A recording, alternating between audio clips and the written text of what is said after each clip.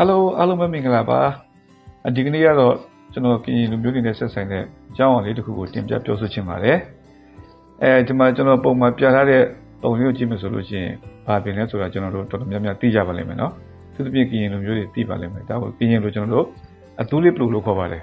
ဗမာလိုတော့ plan တောင်မွေးလို့ခေါ်ပါတယ်အင်္ဂလိပ်လိုကတော့ဒါက white costas လို့ခေါ်တယ်ပေါ့နော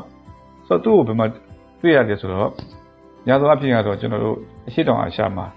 နော်အိန္ဒိယနိုင်ငံမှာမလေးရှားမှာအင်ဒိုနီးရှားနဲ့ထိုင်းနိုင်ငံတွေမှာတွေ့ရတယ်သူတို့ဘယ်မှာပေါက်များလဲဆိုတော့ညသောအဖြစ်ပူပိုင်းအတော်တွေမှာစွတ်တဲ့ရက်တွေမှာမြင်းကမ်းဘေးချောင်းကမ်းဘေးလိုနေရာမျိုးတွေမှာအများဆုံးပေါက်တော့ကိုတွေ့ရပါတယ်သူ့ကိုဘယ်လိုသုံးကြတယ်လဲပေါ့နော်ဒါကဟိုးရှိစင်လာတဲ့ဟိုကအိန္ဒိယမှာရောဒီထိုင်းလည်းမှာရောသူ့ကိုဆေးဘက်ဝင်အပြင်တစ်ခုအနေနဲ့အသုံးပြုကြတယ်တွေ့ရပါတယ်စီးကြိုကူးတဲ့နေရာမှာသုံးတယ်ပြီးလို့ရှိရင်ရောင်ရမ်းလာတွေမှာလည်းသုံးတယ်ပြီးလို့ရှိရင်အဆိုင်နဲ့ပတ်သက်တဲ့အဆိုင်ယောဂတွေမှာလည်းသူ့ကိုသုံးတာကိုတွေ့ရတယ်ပေါ့နော်โอเคများသောအားဖြင့်ကျွန်တော်တို့ကရင်လူမျိုးနဲ့ဘယ်လိုဆက်ဆက်နေတယ်လဲဆိုတော့သူလေးပလိုပင်ပေါ့နော်ဒီပင်ရဆိုလို့ရှိရင်ဒီကျွန်တော်တို့ကြီးပြင်းလာကြတဲ့မြေပေါ်ကျွန်းပေါ်ရမ်းမှာလည်းပဲဒီသူလေးပလိုတွေကိုအများကြီးတွေ့ရတယ်ပြီးလို့ရှိရင်ဒီထိုင်းနေဆက်ရောက်တဲ့ခါမှာလည်းဒီထိုင်းနေဆက်တစ်လျှောက်မှာကျွန်တော်ဒီမြောက်တွေကနေဟိုးဘက်ဒီမြောက်ဆောင်အထိပေါ့နော်အဲ့မှာတောင်လျှောက်အဲ့ဒီနေဆက်ဒေသမှာရှိတဲ့ကရင်ရွာတွေမှာလည်းပဲဒီတူလစ်ပလိုပင်ကိုအများကြီးတွေ့ရတယ်နော်ပြီးလို့ရှိရင်ကျွန်တော်ချင်းမိုင်တော့လည်းချင်းမိုင်မှာလည်းပဲဒီပင်ကိုတွေ့ရတယ်ပြီးကျွန်တော်လာအိုရောက်စီမှာလည်းလာအိုမှာလည်းဒီပင်တွေကိုတွေ့ရတယ်ပေါ့နော်ဆိုတော့ဒီပင်ကဒီရှေ့တောင်အရှာရောမှာဆိုလို့ရှိရင်တော့ပြန့်နေတယ်သူ့သပိုင်းနဲ့ကရင်တွေကလည်းဘယ်လိုဆက်ဆက်နေလဲဆိုတာလည်းရှင်းဆက်ပြီးတော့လေ့လာရမယ်အနေအထားတစ်ခုဖြစ်ပါတယ်တွေ့ရတာလေးတစ်ခုကိုဖတ်ပြခြင်းပါတယ်ဒါလေးကတော့ကြားဖြတ်ကြော်ညာလေးပေါ့နော်ဖလန်တောင်ဝှေးရဲ့ဆေးဘက်ဝင်ပုံများရှေးလူကြီးများကဖလန်တောင်ဝှေးရဲ့အမြစ်ကိုထုံးထူး၍နာဆေးချောင်းဆိုးအဖျားအစာမကြေလေနာရေပြားယောဂမွေကိုက်ခြင်းတို့အတွက်ဆေးမိတော်ဖြစ်ကုသလေးရှိပါတယ်ဒါတင်မကသေးပါဘူးအမျိုးသမီးယောဂများဖြစ်ကြတဲ့တအိမ်လျှော့တအိမ်ကျတအိမ်အောင်ခြင်းနဲ့အမျိုးသားယောဂများဖြစ်ကြတဲ့ပူကြခြင်းတုံနာယောဂတို့အတွက်ဖလန်တောင်ဝှေးကိုအချောက်လန်းအမှုန့်ပြုတ်၍အုံးစီနှင့်ရောဖြော်ပြီးစုပ်အိုနှင့်စီးစပ်ပုံကိုလိန်ထားခြင်းဖြင့်ချမ်းသာရစေနိုင်ပါတယ်ဒါအပြင်အမျိုးသမီးအပြိုကြီးတွေမှာဖြစ်တတ်တဲ့ရင်သားအစီကျိတ်ဖို့အတွက်ဖလန်တောင်ဝှေးပင်အနှုတ်ရင်တွေကိုထူးချွေ၍အကျိတ်ပေါ်အောင်ပေးပြီးအဝတ်စီးပေးခြင်းဖြင့်အကျိတ်ကြည်စေပါတယ်တနည်းမှတစ်ခါသာပေါ်တဲ့ရာသီစာဖလန်တောင်ဝှေးကိုဆေးဘက်ဝင်အောင်ချက်ကျွေးချင်တယ်ဆိုရင်ဖြင့်တစ်နှုတ်တိုင်းမိခင်များမှာဖြစ်လက်ရှိတဲ့နှုတ်မထွက်ခြင်းနှုတ်ပူခြင်းရားရံခြင်းနှုတ်အနာပေါက်ခြင်းနှုတ်ချောင်းပိတ်ခြင်းအကြီးကိုက်ခြင်းစတဲ့ပြဿနာများအတွက်ဖလန်တောင်ဝှေးကိုမကြာခဏဟင်းကားချက်စားပေးပါနှင့်နန်းစီစစ်စစ်ဖြင့်ကြော်ပါချောင်းဆိုးယောဂနဲ့နှလုံးအားနည်း၍နှလုံးတုန်ယောဂတို့ကိုသက်သာစေနိုင်ပါတယ်၃နှခုနှစ်ရောရည်ချက်စားပါကာမအကိုတိုးဝစေနိုင်ပါတယ်၄နှစ်တိုင်းသို့မဟုတ်ပစုံနဲ့ရောရည်ချက်စားပါသွေးဝင်ယောဂကိုပျောက်စေပါတယ်၅အမဲသားနဲ့ချက်စားပါရှိရွှင်ရည်ကြောက်ကပ်ကိုကျန်းမာစေပါတယ်၆ရေကျက်သားနဲ့ချက်စားပါစီးကြောက်တဲ့စီးပူစီးအောင်စီးအားနဲ့စီးကြံစီးဝါခြင်းတို့ကိုပျောက်ကင်းစေနိုင်ပါတယ်ခုနှစ်ပစုံစုပ်ဖွားပစုံစိတ်ကလေးတွေနဲ့ကြော်စားပါလိန်ကောင်းသွေးကြခြင်းကိုသက်သာစေပါတယ်ရှစ်ကင်မွန်းကျင်ရွက်ဖြင့်ရောကြော်စားပါသပင်ဖြူခြင်းနဲ့သွေးဆုံးကံဝေဒနာကိုသက်သာစေပါတယ်ကိုဖလန်တောင်ဝှေးကအမြင်တတ်ကြွရတာကြောင့်ကြာကနာဆက်စားပေးခြင်းဖြင့်ဝမ်းချုပ်ခြင်းကိုမဖြစ်စေတော့ပါဘူး30အမျိုးသားများဒူလာယောဂတွေကိုတော့လက်တဆုပ်စာပမာဏရှိတဲ့ဖလန်တောင်ဝှေးပင်နဲ့အမြင့်တို့ကိုသုံးဝက်တစ်ခွက်တင်ကြိုတောက်တော့လဲဖလန်တောင်ဝှေးအမြင့်ဥကိုရင်းတကြားနဲ့ရောကြိုရည်တော်၎င်းတနေ့နေ့ချင်းတောက်ပေးသင့်ပါတယ်17အထိုင်များပြီးခါနတတ်သူများနဲ့စီးကြိုယောဂကြောင့်ကြောက်ကပြည့်စည်သူများအတွက်ဖလန်တောင်ဝှေးပြင်စ5ပါ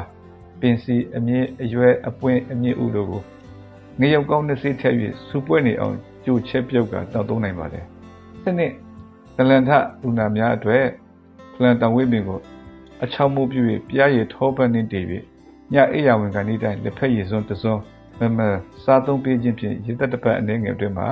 တိတိတသာခွန်အားပြည့်စေပါတယ်လို့ဒါကစီးကြံထဲမှာပေါ်ပြထားတာကိုတွေ့ရတယ်အဲ့တော့ဖလန်တောင်ဝှေးပေါ့နော်ဒီတူးလေးပလိုပင်ကိုကျွန်တော်တို့ကရင်မျိုးတွေကပိုးရှိဥမဆွာနေပြီးတော့သူတို့အမြဲတမ်းစိုက်တယ်စားတယ်ဆေးအတွက်သုံးတယ်အဲ့ဒါကြောင့်မလို့သူတို့ရဲ့ဆွေမျိုးစကားမှာဆိုလို့ရှိရင်ဒီတူးလို့ပြင်ပောက်ခဲ့တဲ့နေရာပေါ့နော်ကရင်တွေရဲ့ဓမ္မဥဆွာနေခဲ့တဲ့နေရာလို့ လူကြီးသူမတွေကပြောဆိုခဲ့ရတာရှိပါတယ်ဒီတူလီပလူပင်ပေါ့နော်တကယ်ကိုတစ်ခုတ်တရအမြတ်တနိုးပင်တပင်နဲ့ကရင်တွေကတန်ဖိုးထားတာကိုလည်းတွေ့ရပါတယ်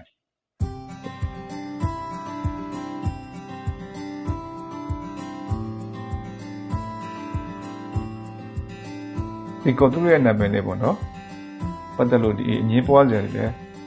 အများကြီးရှိပါတယ်ကျွန်တော်တို့ကော်တူလေးကိုခေတ်သစ်မှာဆိုလို့ရှိရင်ဒါကျွန်တော်တို့က Lands of Flowers ပေါ့နော်ပြီးလို့ရှိရင် The Beautiful Land ပေါ့နော်ဒါ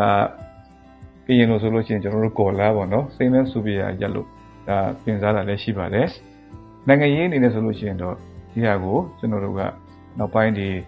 အကရင်ညူကာလာမှာဆိုလို့ရှိရင်ကျွန်တော်တို့ကဒါကိုကရင်တွေရဲ့ဌာနေပေါ့နော်ကရင်တွေရဲ့ပိုင်တဲ့မြေတော့ယဉ်ကျေးမှုထုံးကားရတဲ့မြေပြီးလို့ရှိရင်ဒီတော်လှန်ရေးအတွက်ပေါ့နော်နိုင်ငံရေးအတွက်ရုန်းကန်လှုပ်ရှားတဲ့နေမြေတစ်ခုအနေနဲ့သတ်မှတ်တာကိုလည်းကျွန်တော်တို့တွေ့ရပါတယ်ဒီနေ့ခေတ်မှာတော့ကျွန်တော်တို့ဒီကော်တူးလေးဆိုတဲ့နာမည်က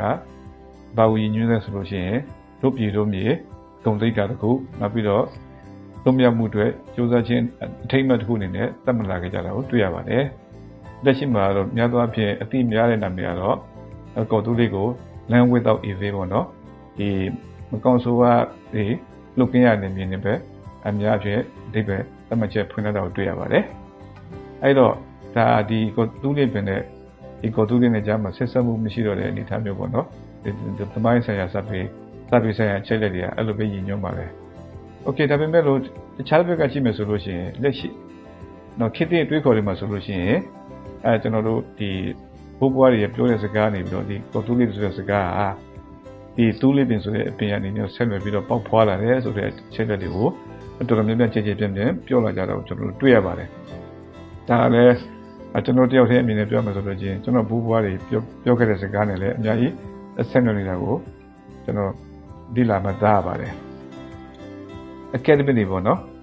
ဒီကကြတော့ဒါကိုအခြေမရှိတဲ့စကားအမှားယွင်းတဲ့ယူဆလို့ပြောတာရှိပါတယ်ဒါပေမဲ့သူတို့အဲ့လိုမျိုးပြောတဲ့နေရာမှာသူတို့ဘက်ကခိုင်မာတဲ့တက်တဲ့အနေအထားတော့ရှိလေသူတို့ရဲ့ဒီသမိုင်းကြောင်းဆိုင်ရာအချက်လက်နဲ့ဒီ service ဆိုင်ရာအချက်လက်တွေနဲ့ဘယ်လောက်တိုက်ဆိုင်နေပြောရဲဆိုတာလည်းဒါကျွန်တော်တို့လေ့လာတတိပြုတဲ့အကြောင်းအရာတွေလည်းဖြစ်ပါတယ်နောက်တစ်ခုကပေါ့နော်တတိယတစ်ချက်ဆိုလို့ချင်းခုနပြောလို့ဒီရာဇဝင်လာစကားတွေပေါ့နော်ဒီရာဇဝင်လာစကားတွေကများသောအားဖြင့်ကျွန်တော်တို့ရဲ့ဒီပို့ပွားတွေကနေပြီးတော့ပြင်လိုမျိုးပေါ့နော်ထားလို့ခေါ်တဲ့အကြောင်းအရာတွေပြီးတစ်ဆင့်ဒါမှမဟုတ်လို့ချင်းဘုံဘွားမိဘနဲ့သာသမီတွေကိုလက်ကမ်းလာခဲ့တဲ့အကြောင်းအရာတွေဖြစ်ပါတယ်ဒီအကြောင်းအရာတွေမှာဆိုလို့ရှိရင်တော့ဒီတူးလေးဘလိုကနေပြီးတော့ကော်တူးလေးဆိုတဲ့နာမည်တွင်လာခဲ့တာကိုဒါအများကြီးကျွန်တော်တို့လေ့လာမှတ်သားရပါတယ်နောက်တစ်ခုကပေါ့နော်ကျွန်တော်တို့ဒီနာမည်နဲ့ပတ်သက်လို့အရင်ကကိုကျွန်တော်တို့လိုက်ကြည့်မယ်ဆိုလို့ရှိရင်နာမည်တစ်ခုကိုပေးတဲ့နေရာမှာကျွန်တော်တို့အများသောအားဖြင့်အယူအဆ၃မျိုးနဲ့ပေးလို့ရှိပါတယ်အရင်ခေတ်ဒီမှာဆိုလို့ရှိရင်နာမည်တစ်ခုကိုပေးတဲ့အခါမှာအဲ့ဒီရက်မှာရှိတဲ့အသစ်ပင်ပန်းမှန်တော့အဲ့ဒီအရာတွေနဲ့ခိုင်နိုင်ပြီးပြောဆိုတာရှိပါတယ်ဥပမာပေါ့နော်ကျွန်တော်တို့ကဒင်းရင်းပင်တွေရှိလို့ရှိရင်ဒင်းရင်းကုန်းလို့ခေါ်တယ်တရက်ပင်တွေရှိလို့ရှိရင်ကျွန်တော်တို့ကဒါကိုတရက်တောလို့ခေါ်တယ်ပေါ့နော်အဲ့လိုမျိုးမှတ်တညာပေါ့နော်အဲ့တော့အပင်တွေကိုကျွန်တော်တို့လူတွေကဘယ်နေရာမှာအများသောအားဖြင့်သုံးပြီးလို့ဆိုတော့နေနမိတ်သတ်မှတ်တဲ့နေရာမှာလည်းအပင်ကိုကျွန်တော်တို့ကအများစုသုံးတယ်ပြီးလို့ရှိရင်ကျွန်တော်တို့အလေးနဲ့ထားတဲ့အပင်တွေဆိုလို့ရှိရင်လည်းကျွန်တော်တို့ကဒါကိုအရေးကြီးထားပြီးပြောတာရှိတယ်နာမည်အသုံးလုံးရပေါ့နော်ကိုတူးလေးဆိုတဲ့နာမည်ကိုကျွန်တော်တို့ကဘယ်လိုပြန်ပြီးတော့ယူဆိုင်နေပြန်သွားလဲဆိုတော့သူးဆိုတာကမဲချင်းမကောင်းတဲ့အရာတော့လေးဆိုတာပြတ်သုံးသွားခြင်းပေါ့နော်ကင်းစင်သွားခြင်းအဲ့လိုဘယ်လိုအတိတ်ပြန်ပြောလဲဆိုတော့ဒီမောင်မိုင်ချင်းတွေကင်းစင်တဲ့ Land Without Evil ဆိုပြီးတော့ကျွန်တော်ကဒါကိုအတိတ်ပြန်ပြန်လာမျိုးလည်းတွေ့ရပါတယ်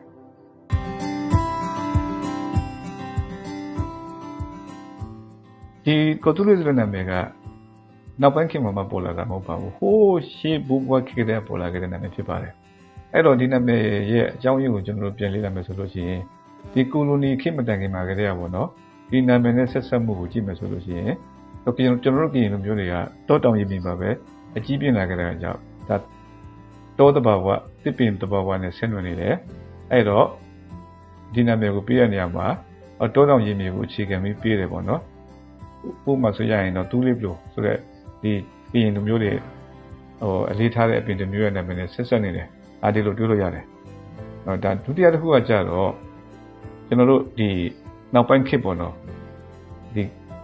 အင်္ဂလိပ်တွေဝင်လာပြီးတော့ mission တွေဝင်လာတဲ့အချိန်မှာနိုင်ငံခြား mission ဆရာတွေဖြစ်တဲ့ Jonathan Wade တို့ Francis Mason တို့ကနေပြီးတော့ကျွန်တော်တို့ကရင်စာပေစကားလုံးတွေကိုစုဆောင်းတယ်ပြီးလို့ရှိရင်ကရင် dictionary ပေါ့နော်အပြည်တွေကိုပြုစုတယ်ပြီးလို့ရှိရင်ကရင်ကျမ်းစာကိုဘာသာပြန်ခဲ့ကြတယ်နော်အဲ့တော့အဲ့အချိန်မှာကရင်စကားလုံးဝါဒအများစုဟာကျမ်းစာကိုဘာသာရေးယုံကြည်ချက်တွေကိုအခြေပြုတဲ့စကားလုံးတွေဖြစ်အထုံးကားလာတော့တွေ့ရတယ်အဲ့တော့မောင်မိုင်းချင်းတဲ့စကားလုံးကိုကျမ်းစာထဲမှာကြားလို့ရှိရင်အပြစ်နော်မကောင်းဆိုးဝါနော်အဲ့လိုမျိုးဘာသာရေးနဲ့ဆက်နွယ်တဲ့အဝါဒတွေနဲ့သုံးလာတာကိုတွေ့ရတယ်အဲ့ဒီခါကျတော့ကိုသူရဲ့နာမည်က Land Without Evil ဆိုပြီးတော့ဗတ္တညာပြုလာခဲ့ရတာကိုတွေ့ရတယ်နောက်ပိုင်းခေတ်မှာကျတော့ကျွန်တော်တို့လက်ရှိခေတ်ပေါ့နော်ဒီခေတ်မှာကျတော့ဒီကင်တော်လိုင်းတွေဖြစ်လာတဲ့အချိန်မှာဒီစကလုံးကိုကျွန်တော်တို့ကဒီနိုင်ငံရေးဆိုင်ရာစကားအသုံးအနှုန်းတစ်ခုနဲ့သုံးလာတော့တွေ့ရတယ်ပြီးလို့ရှိရင်လူမျိုးချင်းတွေသင်္ကေတတစ်ခုဖြစ်လာတယ်ပြီးလို့ရှိရင်ဒီဖိနှိပ်မှုတွေကနေလွန်မြောက်ဖို့အတွက်ဒါကျွန်တော်တို့ရဲ့ဌာနေတစ်ခုအနေနဲ့ခိုင်စားတင်စားပြုလာတာကိုကျွန်တော်တို့တွေ့ရပါတယ်လက်ရှိပကတိချင်းနေကြတော့ကျွန်တော်တို့ပြည်လူမျိုးတွေကများသောအားဖြင့်ကဒုက္ခတွေစခန်းတွေမှာနေရတယ်ပြီးလို့ရှိရင်တော်တော်များများလည်းပဲပြပရောက်ပြည်နေဖြစ်လာတဲ့အခါကျတော့ဒီအသုံးအနှုန်းကိုကျွန်တော်တို့ကဘယ်နေရာမှာပြင်ပြီးတော့အသုံးများတယ်လဲဆိုတော့စိတ်ပိုင်းဆိုင်ရာနှိုးဆော်မှုတစ်ခုပေါ့နော်ကျွန်တော်တို့ရဲ့ပေါ်တာစီးပါပေါ့နော်ပြောရမယ်ဆိုလို့ရှိရင်တတိတော်ထားရနေမြေတစ်ခုလိုမျိုးကျွန်တော်တို့ကရင်ချင်းမှုရဲ့သင်္ကေတတစ်ခုနေနဲ့အသုံးလုံးလာတာကိုကျွန်တော်တို့မြင်ရပါတယ်ဒါတွေကတော့မတူကွဲပြားတဲ့ယူဆတွေနဲ့အတက်ရှိမှကျွန်တော်တို့သင်မြင်ယူဆချက်တွေပါအဲ့တော့ကျွန်တော်လည်းကျွန်တော်သိသလောက်ပဲပြောတာပါဒီရတဲ့အသေးစိတ်တွေကိုသိလာဖို့ဆိုကျွန်တော်တို့မှလုပ်ချင်တယ်အများကြီးရှိပါတယ်ဒီအနေနဲ့ဒီအကြောင်းအရာကိုသိရှိတဲ့လေ့လာတဲ့စိတ်ဝင်စားတဲ့ဆွေးနွေးလို့တဲ့ညီကိုမောင်နှမများရှိလို့ရှိရင်ဒီဟာကိုဆက်လက်ပြီးတော့လုပ်ဆောင်ဖို့တိုက်တွန်းလိုပါတယ်အားလုံးကိုကျေးဇူးတင်ပါတယ်